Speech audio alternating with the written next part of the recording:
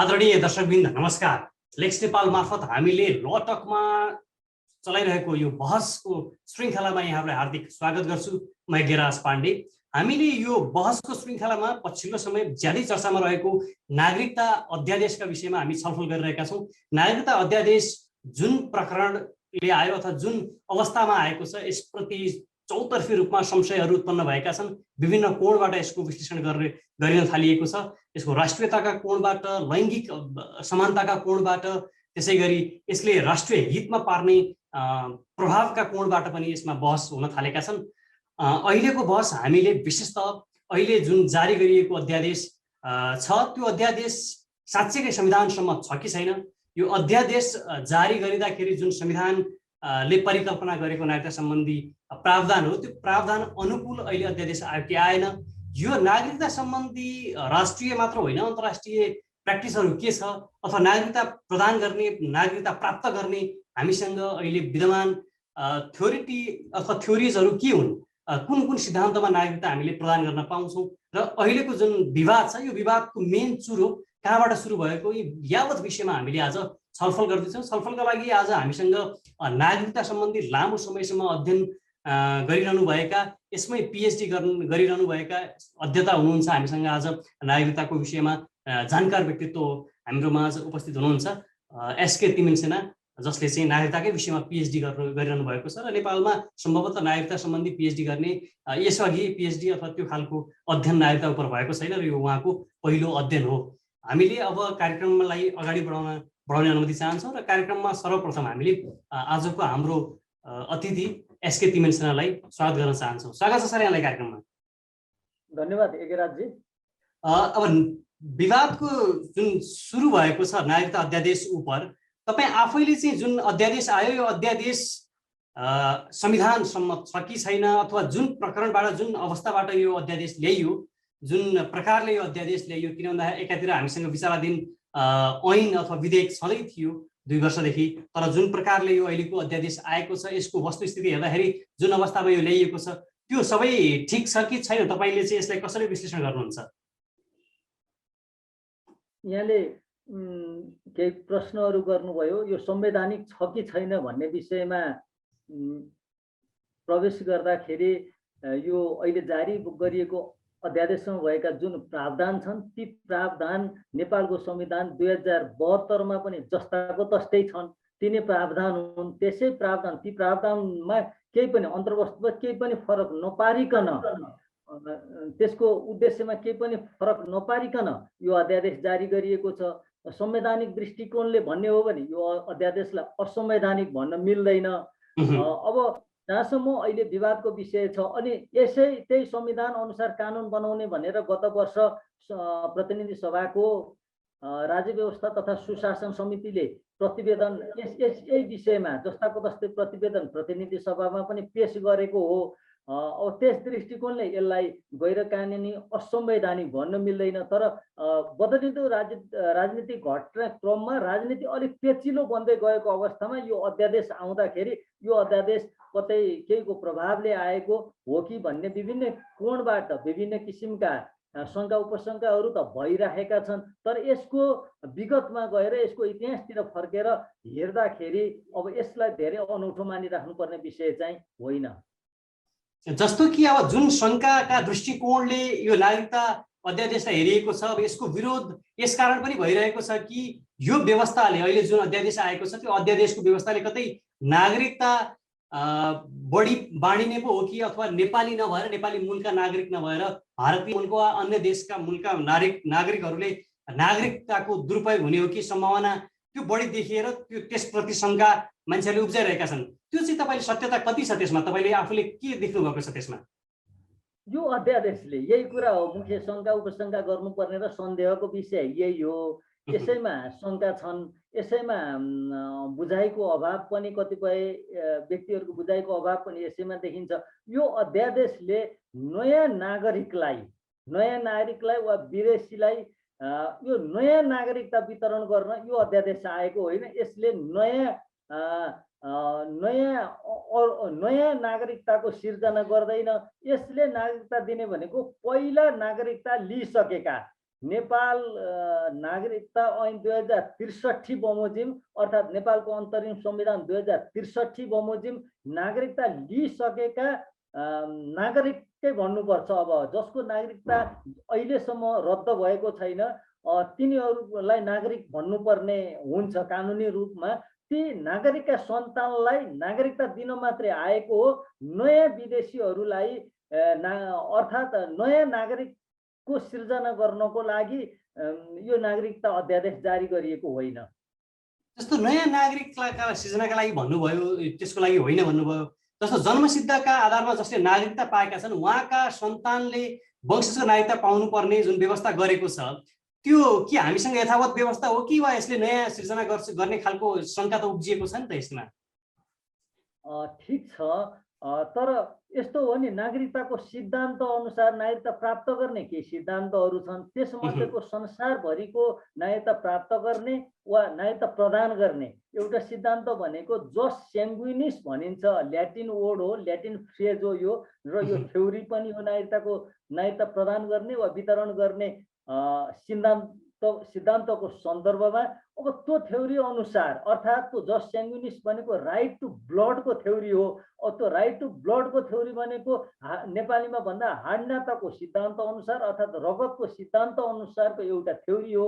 यो थ्योरी संसारभरि प्रचलित थ्योरी हो। यो थ्योरी अकाट्य पनि छ र यो थ्योरी अनुसार नागरिकता दिने भने प्राप्त कसले गर्छ त भन्दा जसको बाबुआमाले कुनै पनि देशको नागरिकता पहिले प्राप्त गरिसकेको छ भने ती व्यक्तिका नागरिकता प्राप्त गरेका व्यक्ति नागरिकका सन्तानले उनीहरूको बाबुआमाको नागरिकताको आधारमा नागरिकता प्राप्त गर्ने सिद्धान्त हो। त्यसकारण अब पहिलेको ऐनले पहिलेको संविधानले पहिलेकै सम्झौताहरूले नागरिकता दिइसकेका व्यक्तिहरूलाई यदि ती नेपाली नागरिक हुन् भने त नागरिकता दिनुपर्छ। ती सन्तानलाई त नागरिकताबाट वञ्चित गर्न पाइँदैन।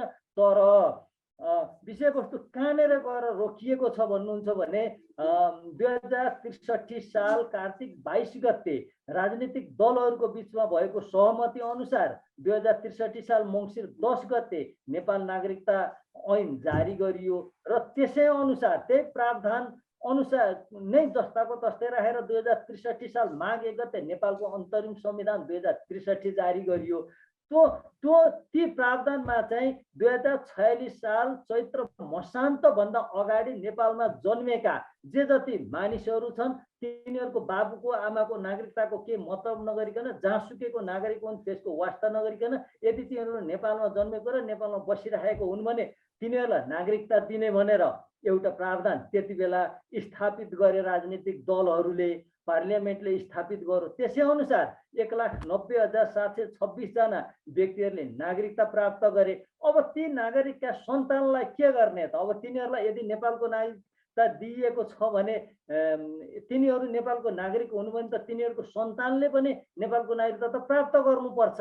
अब होइन, तिनीहरूको सन्तानलाई नेपालको नागरिकता नदिने यदि हो भने ती नागरिकताहरू नक्कली हुन्, विदेशीले नागरिकता लिएका छन् भने त्यसको छानबिन गरेर को सक्कली हुन् तिनीहरूको सन्तानलाई त दिनु पर्यो। नागरिकताबाट वञ्चित गर्न हुन् त सिद्धान्त त मिल्दैन।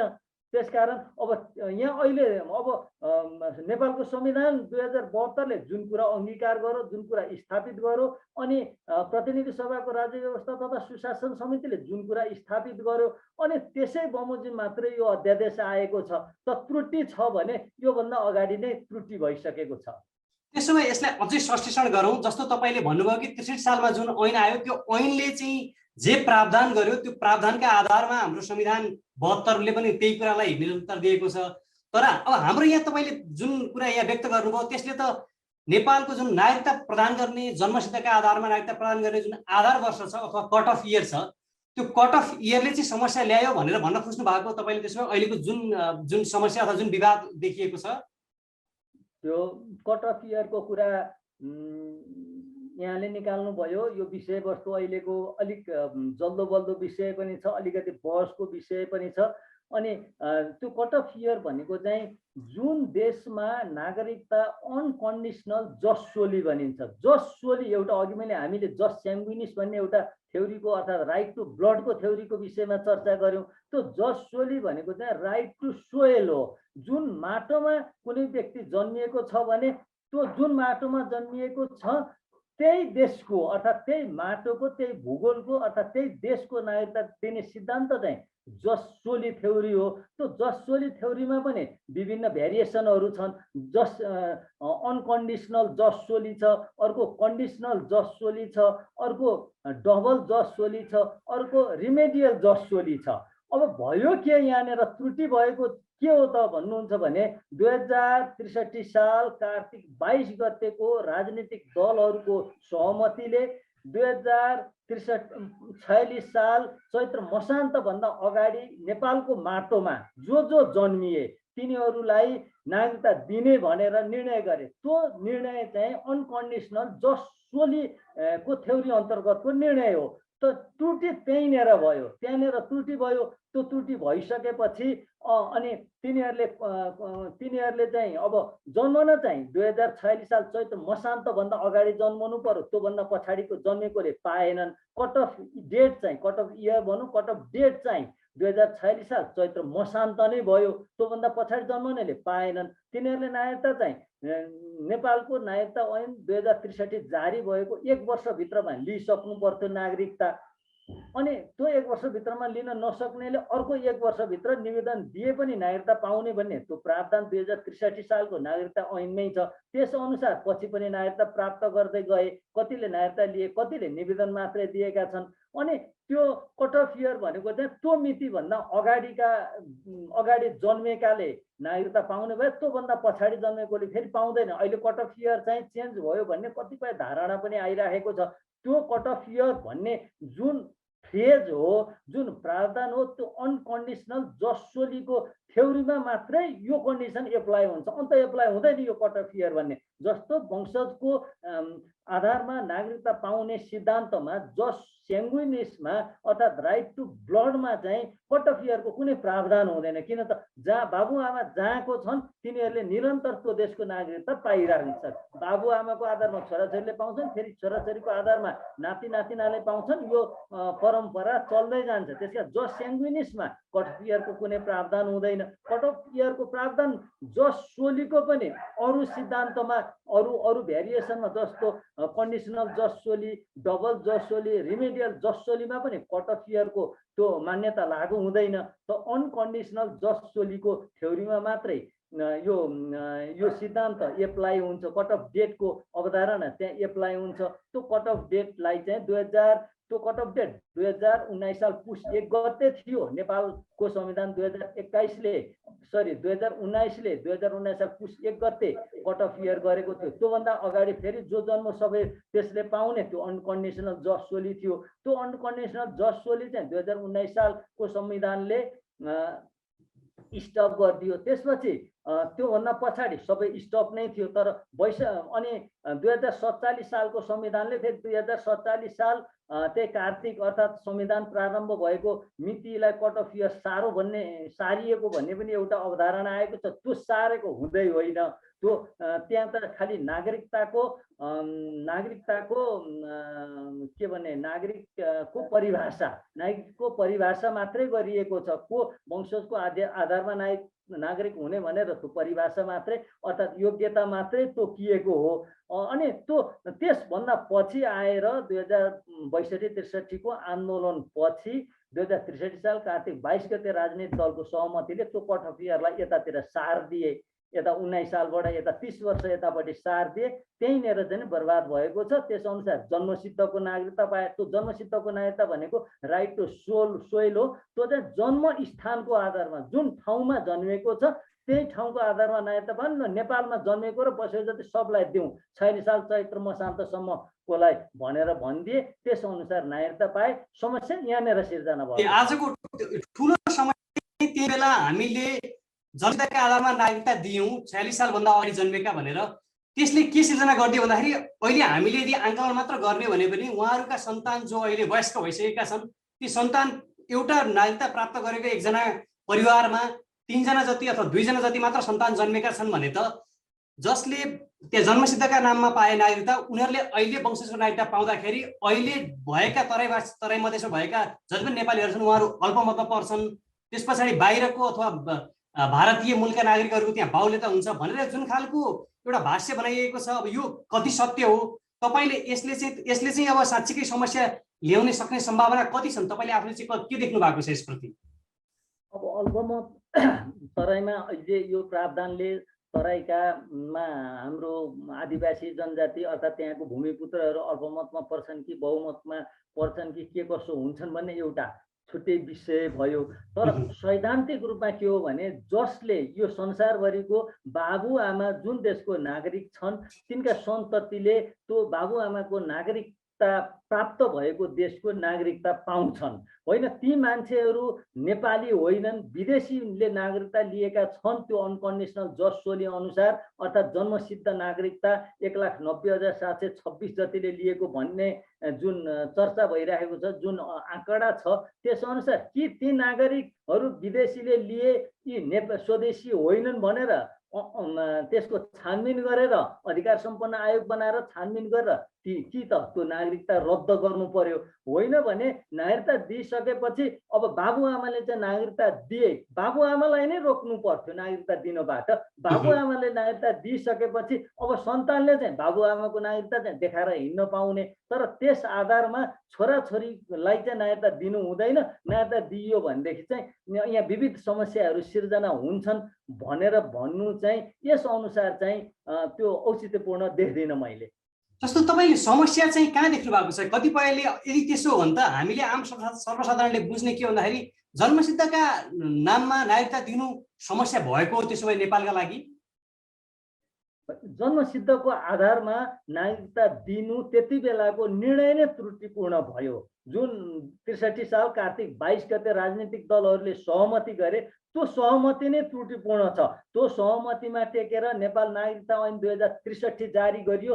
त्यो नै त्यो 63 भित्रको 2046 साल चैत्र मसान्तभन्दा अगाडि नेपालमा जन्मेर बसोबास गर्दै आएका मानिसहरूलाई नागरिकता दिने भन्ने जुन ऐनको प्रावधान छ त्यो प्रावधान नै त्रुटिपूर्ण छ। त्यसपछि नेपाल को अन्तरिम संविधान 2063 जारी गरियो, त्यसमा पनि त्यही प्रावधान छ। त्यो प्रावधान नै त्रुटिपूर्ण छ।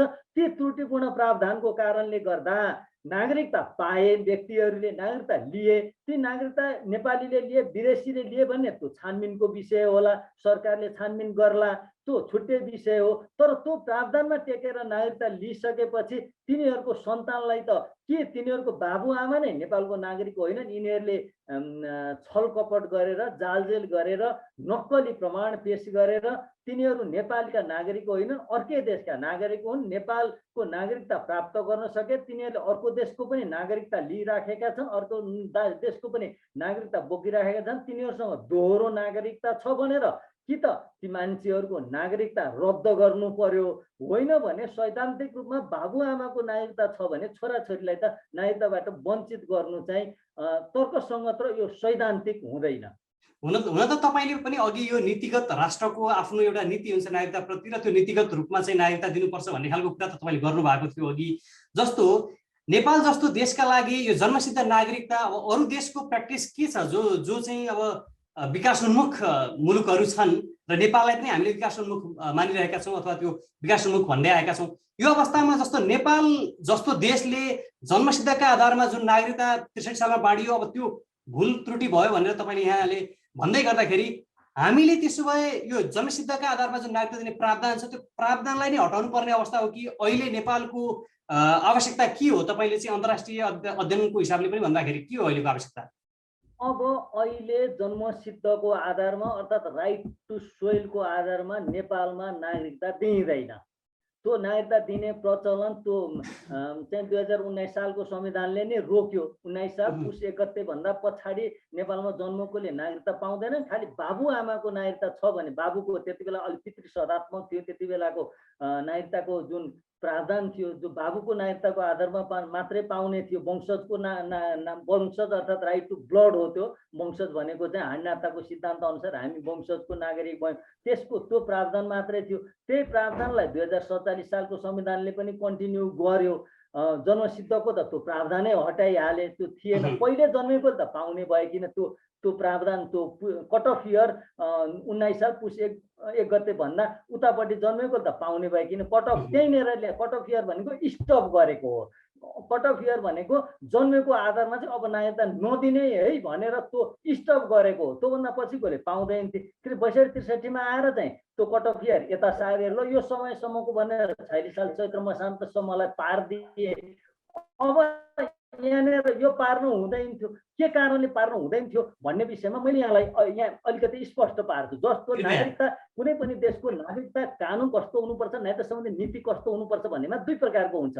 एउटा त लिबरल हुन्छ, एकदम उदार, नागरिकता चाहिँ एकदम ओपन गर्ने, जोसुकै आओस् बसोस्। अब यहाँ नागरिकको कमी छ, मान्छेको कमी छ।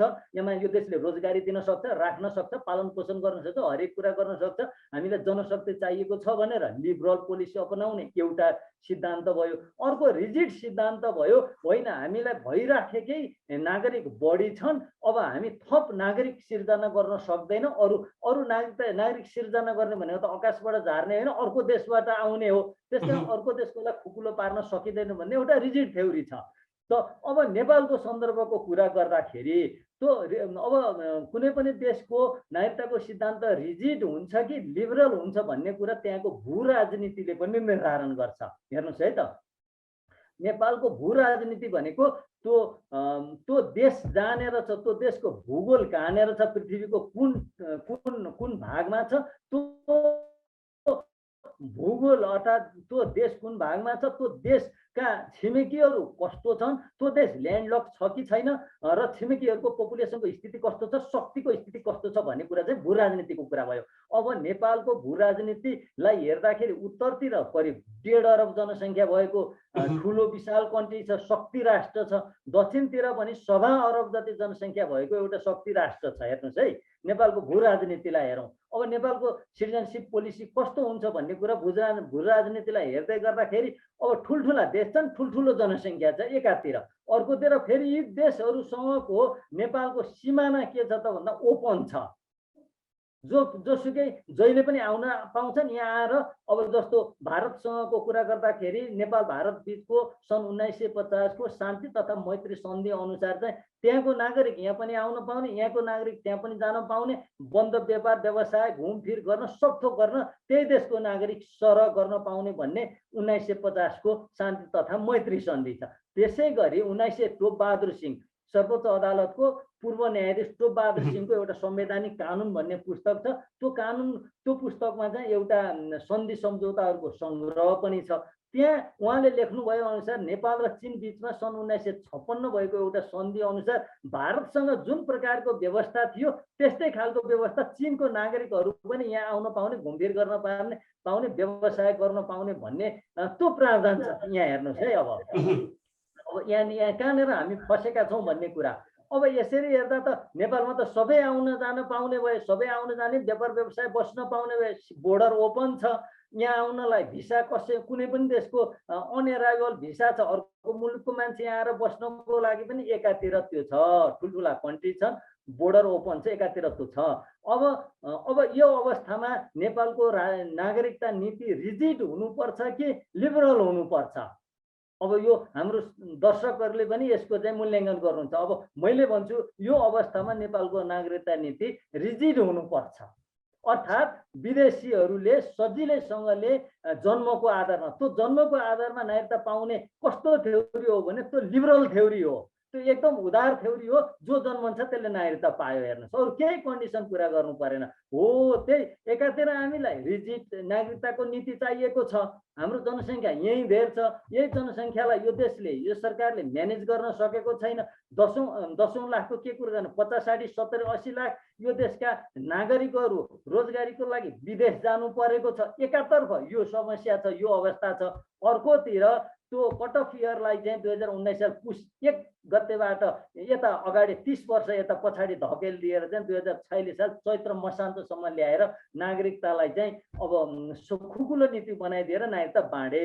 अब कतिपय त समस्या भएका नेपालीहरू पनि थिए होला, तिनीहरूले पनि नागरिकता लिए होला, त्यो राम्रै भयो होला। अब यहाँ समस्या के भयो भनेदेखि त्यो नीति अन्तर्गत त्यो निर्णयले कानुनको संविधानको त्यो प्रावधानले विदेशीहरूले पनि नागरिकता लिएका थिए। तर त्यस कारणले गर्दा अब ती विदेशीका सन्तानलाई चाहिँ यहाँको नागरिकता दिनु हुँदैन भन्ने मुख्य एउटा चाहिँ लाइन अफ आर्गुमेन्ट, एउटा तर्क यो हो।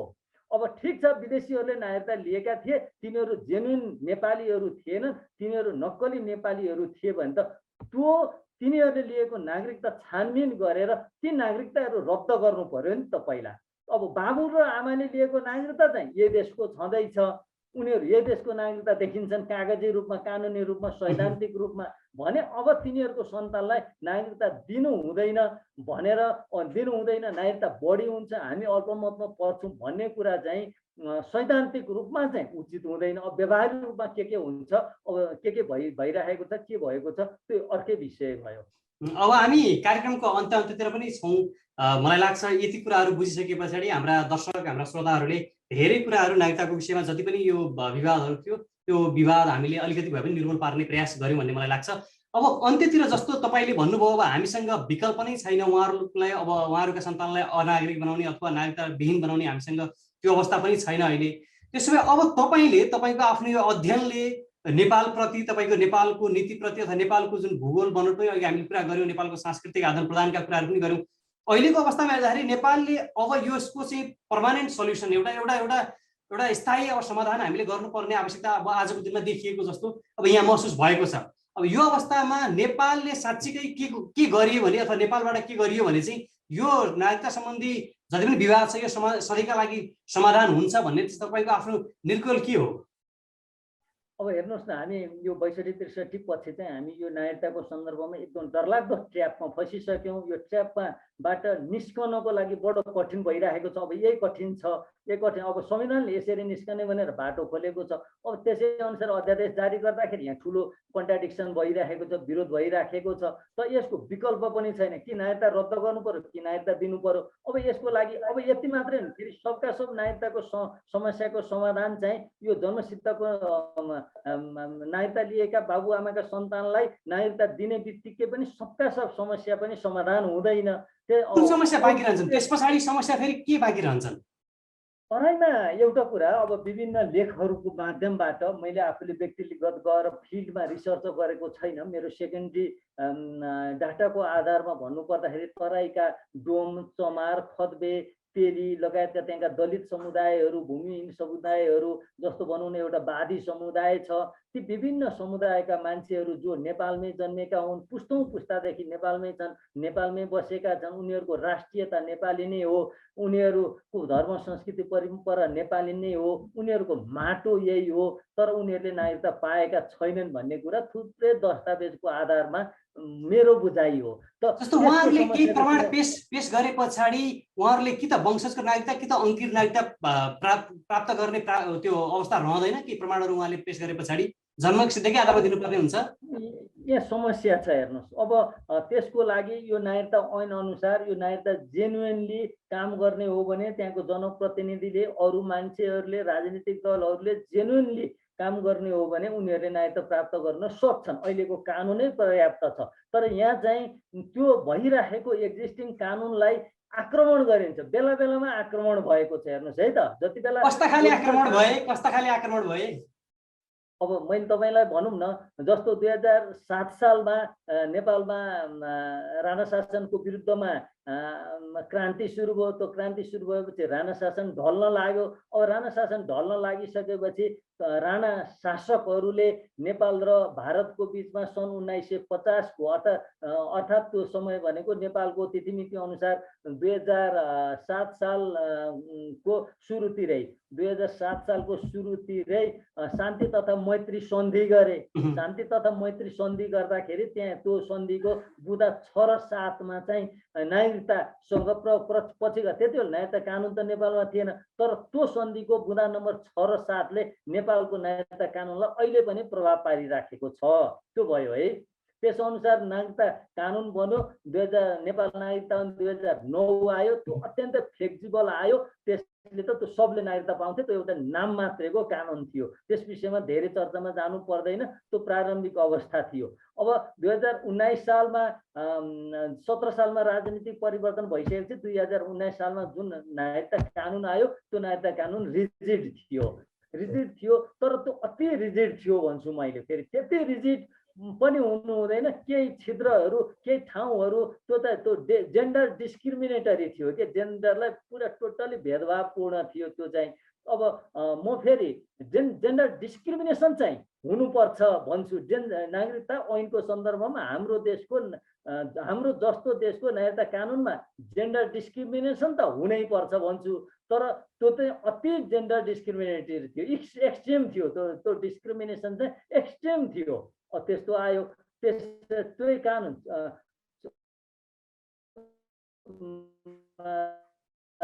चलिरहेको थियो। 2037 साल पुस 1 गते चाहिँ नेपालको संविधान 2019 मा तेस्रो संशोधन आयो। त्यो तेस्रो संशोधनले के गर्यो भन्नुहुन्छ भने, त्योभन्दा अगाडि वैवाहिक अङ्गीकृत नागरिकताको सम्बन्धमा अर्थात् नेपाली पुरुषसँग विवाह भएर आएकी विदेशी महिलाले नेपालको नागरिकता प्राप्त गर्नको लागि 5 वर्ष पर्खनु पर्थ्यो। हेर्नुहोस् है, 5 वर्ष पर्खनु। आज पुस 1 गते जुन संविधानमा संशोधन गरियो, अब 5 वर्ष पर्खनु नपर्ने प्रावधान ल्याइदियो। हेर्नुहोस् है त, त्यो खुकुलो भयो। हेर्नुहोस्, अङ्गीकृत नागरिकता खुकुलो भयो। त्यहाँनिर अङ्गीकृत नागरिकतामा विदेशी महिलाले नेपाली पुरुषसँग बिहे गरेको सन्दर्भमा अब सजिलै नागरिकता पाउने अहिले भनिन्छ नि, एक हातमा सिन्दुर एक हातमा नागरिकता भन्ने चलन चाहिँ 2037 साल पुस 1 गते सुरु गरिदियो। पञ्चायत 19 सालको तेस्रो संशोधनले जनमत सङ्ग्रह भन्दा पछाडि त्यो जनमत सङ्ग्रह पनि एउटा पोलिटिकल ट्रान्सफर्मेसनकै रूपमा लिनुपर्छ त्यति बेलाको सन्दर्भमा है त। ल हेर्नुहोस् है त, त्यहाँ एउटा एट्याक भयो। त्यसपछि 47 साल भन्दा पछाडि जुन परिवर्तन भयो, 47 सालको संविधान आयो, त्यो ठिकठाकै थियो। नागरिकता ऐन पनि ठिकठाकै थियो, पहिलाकै जस्तातस्तै चलिरहेको थियो, अरू व्यवस्था यथावतै थिए। त्यसपछि अनि जब कृष्णप्रसाद भट्टराईको अन्तरिम सरकार बन्यो, उनले चाहिँ नागरिकता नीतिलाई खुकुलो पार्ने प्रयास गरे, उनी सफल भएनन्। त्यसपछि 48 सालको प्रतिनिधि सभाको चुनावपछि गिरिजाप्रसाद कोइराला प्रधानमन्त्री हुनुभयो। त्यसपछि उहाँले नागरिकता नियमावलीमा संशोधन गर्नुभयो। त्यो संशोधित नियमावलीमा चाहिँ 2036 सालको जनमत सङ्ग्रहमा नामावलीमा नाम भएका व्यक्तिहरूलाई पनि नागरिकता दिने। हेर्नुहोस् है, नागरिकता दिने। अनि त्यसपछि आएर जो सरकारी कामकाजमा जो छन् तिनीहरूलाई पनि नागरिकता दिने लगायतका प्रावधानहरू राखेर चाहिँ उहाँले त अत्यन्तै खुकुलो बनाउनु भयो। तर त्यस विषयमा सर्वोच्च अदालतमा रिट दायर गर्नुभयो वरिष्ठ अधिवक्ता बालकृष्ण नेउपाने। उहाँले एउटा ठुलो योगदान गर्नुभएको छ नागरिकताको सन्दर्भमा, त्यो देखिन्छ। उहाँले त्यो स्थगित भयो। त्यो स्थगित भइसकेपछि फेरि नागरिकता ऐनलाई खुकुलो बनाउनको लागि अन्य प्रयासहरू पनि भए। जस्तो 2056 सालमा नेपाल नागरिकता ऐन संशोधनको लागि एउटा बिल पेश गरियो, अर्थ विधेयकको रूपमा पेश गरियो। त्यो विधेयक तर त्यो विधेयक पनि एकदम फ्लेक्सिबल थियो। बाबुआमाको नागरिकता नभए पनि नेपालका नागरिक हुन् बाबुआमा भन्ने लागेमा छोराछोरीलाई वंशजको आधारमा नागरिकता दिने भनेर त्यो प्रावधान राखेको थियो। त्यो प्रावधान चाहिँ फेरि नारायण दरबारले चाहिँ त्यसलाई चाहिँ सुप्रिम कोर्टमा पठायो। त्यसपछि त्यो प्रावधान रोकियो। हेर्नुहोस् है, प्रयास भइराखेको छ। नेपालको नागरिकता कानुनलाई लिबरल बनाउनको लागि प्रयास भइराखेको छ। त्यसपछि आएर 2062-63 को जनआन्दोलन भन्दा पछाडि नेपालको नागरिकता कानुनमा भयङ्कर ठुलो आक्रमण भयो। त्यो आक्रमण भनेको 46 साल चैत्र मसान्तभन्दा अगाडि नेपालमा जन्मेका जति सबैलाई जन्मसिद्ध अर्थात् जन्मस्थानको आधारमा नागरिकता दिने भनेर जुन प्रावधान राख्यो, त्यो भयङ्कर ठुलो आक्रमण हो। त्यस्तो आक्रमण सायद अब होला नहोला, तर त्यो आक्रमणकै प्रोडक्टको रूपमा अघि मैले चाहिँ विवेचना गर्दै आएँ। त्यही अनि त्यो आक्रमण भइसकेपछि जन्मसिद्ध नागरिकता लिए मान्छेहरूले, कति नेपाली लिएले होलान्, कति वास्तविक कति अवास्तविक लिए। अब लिइसकेपछि ती भूमिहरू आदि इत्यादि विभिन्न अहिले पनि ती समस्या छन् भनेर भनिन्छ। तिनीहरूले त्यही समयमा नेपालको नागरिकता लिन सक्थे। अब तराई केन्द्रित दलहरूले नागरिकता भन्नुहुन्छ, त्यो प्रावधान बमोजिम चाहिँ नागरिकता किन दिलाउन सक्नु भएन त? वास्तविक नागरिकता यहाँनिर क्वेसन गर्नुपर्ने ठाउँ छ के। त स्वदेशीलाई चाहिँ नागरिकता दिलाएनन् ती दलहरूले त। भोट ब्याङ्क त तिनीहरू पनि हुन्। अब तर अहिले त नागरिकताको आधारमा मात्रै नाम दर्ता हुने हुनाले अहिले अलिकति समस्या भएको छ। अनि भोट चाहिँ तिनीहरूको पनि लिए, तर अब तिनीहरूलाई नागरिकता दिनको लागि उनीहरूले कुनै पनि प्रयास गरेनन्। त्यहाँ एउटा समस्या छ भनिन्छ। त्यसले सबै अनकन्डिसनल जस्ट सोलीले त भयभरको नागरिकताको सबै समस्या समाधान गर्ने हो, तर समस्या अझै पनि बाँकी छ भनिन्छ है। मैले यो दस्तावेजहरूबाट चाहिँ अनागरिक भए भनेर कराई छन्। तिनीहरूको राजनीति गर्ने चाहिँ एउटा चाहिँ इस्यु भएको छ यो नागरिकता।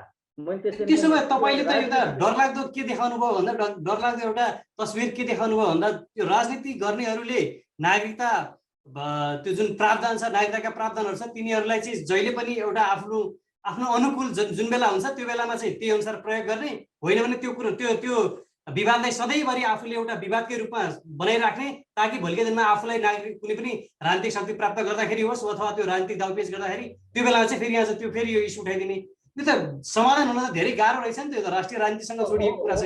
यो मैले भने नि यो कम्प्लिकेटेड भएको छ। यो कम्प्लिकेसनको यो लामो श्रृङ्खला छ, अहिले पनि समस्या समाधान भएको छैन। त्यसकारण अब त्यो यसपछि आएर चाहिँ अब जन्मसिद्धको जन्मसिद्ध नागरिकता लिइहाले। हेर्नुहोस् त्यो ऐनको प्रावधान बमोजिम 2063 सालको नागरिकता ऐनको प्रावधान अनुसार जन्मसिद्ध नागरिकता लिइहाले। अब 69मा आएर राजनीतिक दलहरूले 69 साल फागुन 30 गते आएर के भने भन्दाखेरि राजनीतिक दलहरूले सहमति गरे त्यो जुन जन्मसिद्धको आधारमा नागरिकता लिएका छन् तिनीहरूको सन्तानलाई चाहिँ वंशजको आधारमा नागरिकता दिने भनेर सहमति गरे। त्यसअनुसार चैत 29 गते चाहिँ अध्यादेश जारी गरियो। त्यो अध्यादेशको अन्तर्वस्तु र अहिले जारी भएको अध्यादेशको अन्तर्वस्तु एउटै हो।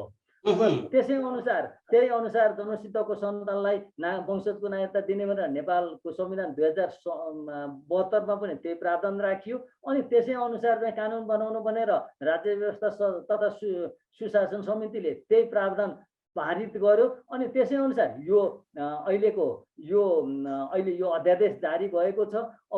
अब समस्या कसरी समाधान गर्ने भन्दा त्यो अन्तिममा तपाईको सुझाव चाहेका छौँ हामीले। अब यो समस्यालाई कसरी समाधान गर्ने? नेपालको नागरिकताको समस्या समाधान गर्नको लागि, सधैँभरिको लागि समाधान गर्नको लागि नागरिकता कानुन, नेपालको नागरिकता कानुन यी विभिन्न कारणले, मैले अघि भू राजनीतिक कारण भने, आर्थिक कारण भने, खुला सिमानाको कारण भने, यी कारणहरूले गर्दा नेपालको नागरिकता कानुन अत्यन्तै रिजिड हुनुपर्छ, कठोर हुनुपर्छ, सो द्याट कुनै पनि विदेशीले कुनै पनि क्षेत्रबाट नेपालको नागरिकता लिन नसकुन् भन्ने प्रकृतिको कानुन बनाउनुपर्छ। त्यसको लागि यसलाई अलिकति संशोधन गर्नुपर्छ। तर त्योभन्दा अगाडि नेपालको नागरिकताको केही समस्या छ भने यी नक्कली नागरिकता लिएका छन् भने एउटा यसको छानबिन गरेर नक्कलीलाई रद्द गर्नको लागि, खारेज गर्नको लागि एउटा अधिकार सम्पन्न सुप्रिम कोर्टको परामर्शमा एउटा अधिकार सम्पन्न नागरिकता आयोग गठन गर्नुपर्छ। एकदम इच्छा शक्ति भएका समस्याको समाधान गरौँ, नेपाली नागरिकहरू पनि नछुटुन्, नक्कली नागरिक पनि नपरुन् भन्ने हिसाबले समस्या समाधान गर्नको लागि एउटा त अहिलेसम्म लिएका नागरिकताहरूको छानबिन गर्नको लागि एउटा त्यही आयोग गठन गर्नुपर्छ। र त्यही अधिकार सम्पन्न आयोगले के कति मानिसहरू नागरिकता विहीन भएका छन्, अनागरिक भएर बसेका छन्, तिनीहरूलाई पनि नागरिकता दिनुपर्छ। यदि तिनीहरूको पुस्तौँदेखि नेपालमा जन्मिरहेका छन्, यही माटोमा जन्मे, यही माटोमा हुर्के, यही भने तिनीहरूको राष्ट्रियता नेपाली नै हुन्छ। राष्ट्रियताले नागरिकता निर्धारण गर्छ एउटा विषय त्यो छ, त्यसको अलिक गहिरो विषय छ। तिनीहरूको राष्ट्रियता यदि यहीँको हो भने तिनीहरूलाई यहीँको नागरिकता दिनुपर्छ। नत्र उनीहरू यहीँ पुस्तौँ पुस्तादेखि यहीँ बसेका छन्, उनीहरू यहीँ जन्मेका छन्, यहीँ श्रम पसिना बगाएका छन्, यहीँको माटोसँग लडीबुडी गरेका छन् भनेदेखि तिनीहरूले नागरिकता खोज्न कहाँ जाने? अब हेर्नुहोस्, तिनीहरू नागरिकता खोज्न चाहिँ कहाँ जाने? अब सधैँभरि यो तराई केन्द्रित दलहरूले चाहिँ नागरिकतालाई एउटा राजनीतिक हतियार बनाए। ती नागरिक अब के गर्छन् उनीहरूले भने, ती जसको नागरिकता छैन, अब म चुनाव जितेर गइसकेपछि हाम्रो पार्टीले तिमीलाई नागरिकता दिन्छ भनेर अनि त्यो सभा जुलुस आदि इत्यादिमा हिँडाउने काम फेरि तिनीहरूलाई नै अगाडि सार्छन्। हेर्नु, तिनीहरूलाई अगाडि सार्छन्, उनीहरूको समस्या समाधान पनि हुँदैन। बिचराहरू जहिले पनि ब्ल्याकमेलिङमा परेका छन्। त्यसले गर्दा एउटा अधिकार सम्पन्न आयोग सरकारले गठन गर्नुपर्छ। त्यो आयोगले चाहिँ जस्तो 53 सालमा जितेन्द्र नारायण देवको आयोगले केही नागरिकताहरू 33-34 हजार नागरिकता वितरण गरेको छ। त्यसमा पनि नक्कली नागरिकले नागरिकता पाए, विदेशीले नागरिकता पाए भने एउटा ठुलो गुनासो अर्थात् त्यो चर्चा परिचर्चा बहस छँदैछ। त्यसका विरुद्ध फेरि अदालतमा मुद्दा पनि परेको थियो, परिरहेका छन्, यो मुद्दा परेका छन्, झमेला भएको छ। यो त नागरिकता कानुनलाई चाहिँ के गरी खुकुलो पारेर अब विदेशीलाई नागरिकता दिनको लागि हो कि स्वदेशीलाई वास्तविक नागरिकलाई नागरिकता दिनको लागि हो कि यहाँ ठुलो चलखेल भइरहेको छ। त यसको लागि चाहिँ एकदम नागरिकता कानुन मात्रै संशोधन गरेर यसमा हुँदैन, नागरिकता कानुन चाहिँ रिजिड बनाउनु पर्छ र यो समस्या समाधानको लागि एउटा अधिकार सम्पन्न आयोग, अर्को सर्वदलीय सर्वपक्षीय एकदम जेन्युन मान्छेहरूको बुझ्ने कमसेकम बुझ्ने भनौँ न, अब कस्तो भन्दा अन्डरस्ट्यान्डिङ हुने खालको मान्छेहरूको सहभागी गराएर एउटा आयोग बनाएर आयोग मार्फत यो समस्या सधैँको लागि समाधान गर्नुपर्छ। नत्र त अब यो राजनीति गर्ने नै यही हतियार हो हेर्नुहोस्। र सधैँभरि यही विषयमा एउटा विकासको लागि, समृद्धिको लागि, अनेक सृजनशीलताको लागि लाग्नुपर्ने सधैँभरि यही विषयमा चाहिँ मान्छे लागेछन्, कराएछन्। मान्छेको योग्यता कहाँको, क्षमता कहाँको, कता जानुपर्ने, काशी जानुपर्ने, कुत्तीको बाटो जस्तो सधैँभरि यो इलुजनमा चाहिँ सधैँभरि यो झमेलामा नेपालीहरू फसिराखे। त्यसकारणले मैले यही भने एउटा अधिकार सम्पन्न आयोग बनाएर यो समस्याको समाधान गर्नुपर्दछ र नेपालको नागरिकता कानुन चाहिँ अत्यन्तै कठोर बनाउनु पर्दछ। यो अनकन्डिसनल जसोली जस्ता थ्योरीको त यो नेपालमा त कामै छैन। यो त संसारभरै उन्मूलन भइसक्यो, खालि एउटा अमेरिकामा बाँकी छ। यो त आउटडेटेड थ्योरी ल्याएर नेपालको लागि अब कसले गर्ने नहुने खालको चाहिँ अब एकदम ठुलो चाहिँ यो राष्ट्रघातै भयो। हस्, धेरै धन्यवाद सर। यहाँको हजुर केही भन्दै हुनुहुन्थ्यो, अन्तिममा केही टुङ्ग्याउँदै हुनुहुन्थ्यो? होइन, यो अहिले होइन, यो पहिले बदमासी भयो, पहिले बेमानी भयो, पहिले राष्ट्रघात भयो, त्यसको चाहिँ नतिजा अहिले हामीले भोग्दैछौँ। अब यही चर्चा परिचर्चा आदि इत्यादि भइरहेको छ, यो त्यसकै उत्पादन हो है त। हामीलाई लाग्छ कि तपाईँका यी सुझावहरूले राज्य स्तरबाट मनन गरेर अब यसको चाहिँ एउटा स्थायी समाधान खोजिएला। हामी त्यसप्रति अब आशावादी हौँ। हामीले खालि एउटा विवाद के हो भन्ने मात्र होइन कि सुझाव उन्मुख होस् भन्ने आजको यो छलफल हामीले त्यसमा केन्द्रित होस् भन्ने चाहेका थियौँ। र मलाई लाग्छ धेरै हाम्रा दर्शकवृन्दहरूलाई, हाम्रा श्रोतावृन्दहरूलाई यो हेरिरहनुभएका, देखिरहनुभएका, सुनिरहनुभएका सबैलाई यो समस्या मात्र होइन कि एउटा समाधान पनि के हुनसक्छ भन्ने खालको जुन यहाँले दिनुभयो, मलाई लाग्छ यसबाट साँच्चै नै अब एउटा स्थायी प्रकारको चाहिँ समाधान खोजिने गरी नेपाली राजनीतिक वृत्तमा यो पनि एउटा चर्चाको विषय भन्ला। सरले यहाँ जुन समय दिनुभयो, हामीलाई समय उपलब्ध गराइदिनु भयो, आफ्नो विचार व्यक्त गरिदिनु भयो, सरलाई धेरै धेरै धन्यवाद। हस् एकराजी, मलाई पनि आमन्त्रण गर्नुभयो, मेरो विचारहरू समस्त श्रोता समक्ष पुर्याउने अवसर दिनुभयो, तपाईँलाई पनि धेरै धेरै धन्यवाद। हस्, उहाँ हुनुहुन्थ्यो नागरिकता सम्बन्धी व्यवस्था अथवा नागरिकता कानुनको अध्येता, नागरिकता सम्बन्धी पिएचडी गर्नुभएका अधिवक्ता एसके तिमिल सेना। उहाँसँग हामीले नेपालको नागरिकता समस्याको मूल जडो कहाँ छ, जन्मसिद्धको जुन आधारमा नागरिकता प्रदान गरिन्छ यसको चाहिँ बारम्बार दुरुपयोग कसरी हुँदै आएको छ र यसलाई यदि स्थायी समाधान गर्ने हो भने समाधानको उपायहरू के हुन् भनेर उहाँले हामीलाई यो जानकारी दिनुभयो। मलाई लाग्छ यो जानकारी आजको यो छलफलले एउटा फरक दृष्टिकोण र एउटा समाधान उन्मुख दृष्टिकोण निर्माण गर्ने तपाईँलाई सहयोग पुर्यायो भन्ने आशा गरेका छौँ। आजको यो नागरिकता सम्बन्धी गरिएको छलफल यति नै। हामी समसामयिक विषयमा फेरि समाधान उन्मुख, समस्या मात्र होइन कि समाधान उन्मुख विचार विमर्श लिएर आउने छौँ। तबसम्मका लागि बिदा दिनुहोस्। नमस्कार।